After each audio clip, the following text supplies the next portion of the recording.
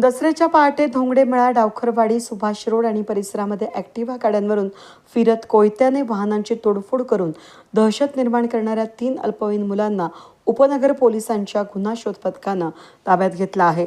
दसऱ्याच्या पहाटे 3 अल्पवयीन मुलांनी 3 ॲक्टिव्हा गाड्यांवरून परिसरामधील वाहनांवर कोयत्याने तोडफोड केली आणि दहशतीचं वातावरण निर्माण केलं. या घटनेमुळे सणाच्या दिवशी पोलिसांवर टीकेची झोड उठली होती. या प्रकरणी प्रशांत चंद्रकांत मालेराव यांनी उपनगर पोलीस ठाण्यामध्ये फिर्याद दाखल केली होती. गंभीर स्वरूपाच्या या गुन्ह्याची माहिती मिळताच पोलीस उपायुक्त किशोर काळे आणि सहाय्यक पोलीस आयुक्त डॉक्टर सचिन बारी यांनी तात्काळ दखल घेत वरिष्ठ पोलीस निरीक्षक जयंत शिरसाट यांच्या मार्गदर्शनाखाली गुन्हा शोध पथकाला तपासाचे आदेश दिले. तपासादरम्यान पोलिसांनी 2 16 वर्षीय आणि 1 17 वर्षीय मुलांना ॲक्टिव्हा गाडीसह आणि कोयत्यासारख्या धारदार शस्त्रांसह काही तासातच ताब्यात घेतलं. हे कारवाई पोलीस उपनिरीक्षक प्रभाकर सोनवणे, पोलीस हवालदार विनोद लखन, सूरज गवळी, पंकज करपे, संदेश रघवतान यांनी आणि सुनील गायकवाड यांनी केली.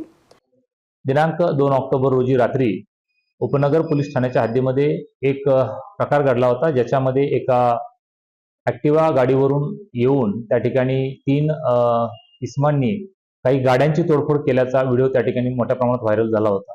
सदर गुन्ह्याची उकल करण्यामध्ये उपनगर पोलिसांना यश आलेलं आहे. आमचे उपनगर पोलिसांचे PI शिरसाट साहेब आणि त्यांच्या मार्गदर्शनाखाली आमच्या डिटेक्शनच्या टीमनं सदर गुन्ह्याची उकल केलेली आहे. त्याच्यामध्ये 3 विधी संघर्षग्रस्त बालके त्या ठिकाणी ताब्यात घेण्यात आलेली आहेत आणि त्यांच्याकडून सदर गुन्ह्यामध्ये जो काही घडलेला प्रकार आहे त्याबाबत सविस्तर अधिक तपास आम्ही करत आहोत. मात्र आमचं समस्त नागरिकांना आवाहन आहे की अशा पद्धतीचे गाड्यांची तोडफोड करून दहशत पसरवणारे जर प्रकार त्या ठिकाणी होत असतील तर आपण समोर येऊन पोलिसांना त्या ठिकाणी सदर गुन्ह्याची माहिती द्यावी. त्या ठिकाणी सदरच्या बाबत अतिशय कडक अशी कायदेशीर कारवाई केली जाईल आणि याबाबत अगदी top to bottom 0 tolerance policy त्या ठिकाणी अवलंबण्यात येणार आहे. त्यामुळे अशा पद्धतीनं विशेषतः विधी संघर्षग्रस्त बालकांना किंवा आमचं त्या ठिकाणी पालकांना देखील विशेष आव्हान आहे की आपण आपल्या पाल्यांवरती लक्ष ठेवावं, ते कोणाच्या संगतीत आहेत आणि कुठे जात आहेत आणि असे काही गैरप्रकार ते करत तर नाहीत ना, याकडे आपण देखील लक्ष देण्याची गरज आहे. मात्र जर अशा प्रकारामध्ये कोणी आढळला तर तो विधी संघर्षग्रस्त बालक असेल किंवा आणखी कोणी असेल त्याची कुठल्याही प्रकारची गय केली जाणार नाही, या ठिकाणी आपल्याला निश्चित सांगायचं आहे.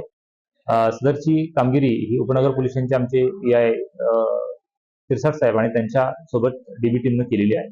वेद न्यूजसाठी प्रतिनिधी अनिल गुंजाळ, नाशिक रोड.